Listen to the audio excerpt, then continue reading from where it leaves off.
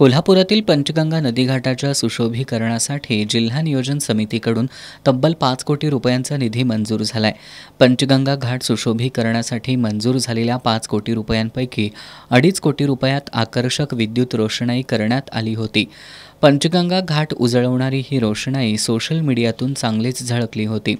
पण काही महिन्यातच इथल्या रोषणाईसाठी बसवलेले दिवेच गायब करण्यात आलेत।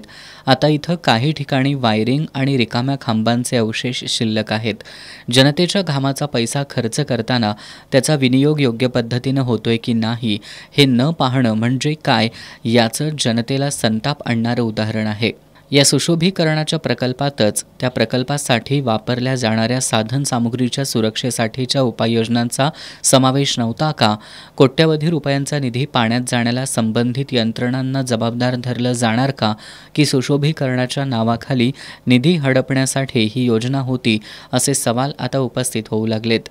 महानगरपालिकेच्या हद्दीत असणारी पंचगंगा नदी या घाटावर सुशोभीकरण करण्यात आलं होतं। लाईटचे बल्ब्स वगैरे बसवण्यात आले होते इथं काही दिवसापूर्वी। त्यानंतर पावसाळा सुरू झाला आणि त्या महापूर येणार म्हणून इथले लाईट्स आणि बल्ब्स कॉन्ट्रॅक्टरने काढून नेले की आणि चोरांनी काढून नेले हे काय माहीत नाही। पण प्रत्यक्षात 4 वर्षापूर्वी सुशोभीकरण करायचा प्रस्ताव इंद्रजित नागेशकर या आर्किटेक्टने केला होता आणि तो 28 कोटीचा तो प्रस्ताव होता। जिल्हाधिकाऱ्यामार्फत तो राज्य सरकारकडे गेला आणि त्याच्यासाठी 26 कोटी मंजूर होऊन आले। त्यातले 4 कोटी 78 लाख रुपये जिल्हाधिकारीकडे वर्ग झाले। पण ते सुशोभीकरण करण्याऐवजी ह्या ठिकाणी नवीन प्रस्ताव जिल्हा नियोजन मंडळाच्या निधीतून 5 कोटीचा इथं खर्च करण्यात आला। पण प्रत्यक्षात इथं लाईटचे बल्ब्स किंवा इथे कुठली घाटाची बांधकामं किंवा इथले उभा केलेले लाईट्सचे पोल हे सर्व गायब झालेलं आता। मग हे कुठे गेले? कोणी नेले? महानगरपालिकेने काढून नेले की कॉन्ट्रॅक्टर नेले? याचं बिल कोणाला अदा केलं आणि का केलं ह्याची माहिती महानगरपालिकेने जनतेसमोर उभी करावी। इथं कोट्यवधी रुपये खर्च करून केलेली विद्युत रोषणाई काही महिन्यातच विझून गेल्यानं नदीघाटाचं सौंदर्य आणि पावित्र्याबद्दल शाश्वत उपाययोजना होत नसल्याबद्दल आश्चर्य व्यक्त होत आहे।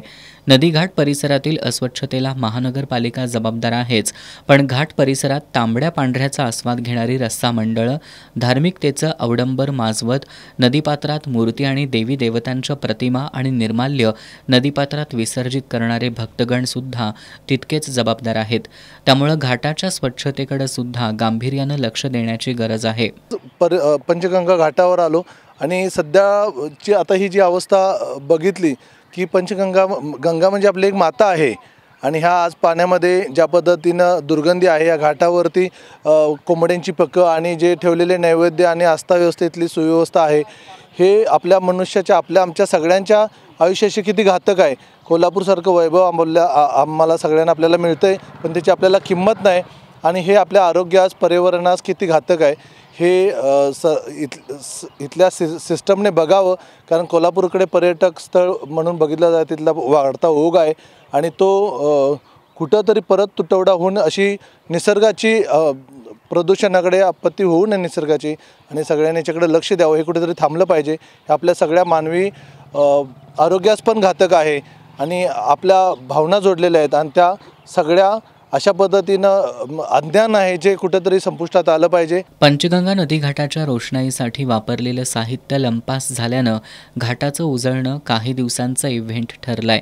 सुशोभीकरणासाठी निधी खर्च करून केलेल्या रोषणाईचं नेमकं काय झालं याचा खुलासा महापालिका प्रशासनानं करणं गरजेचं आहे। एस न्यूजसाठी कॅमेरामॅन जितेंद्र शिंदेसह उत्तम पाटील।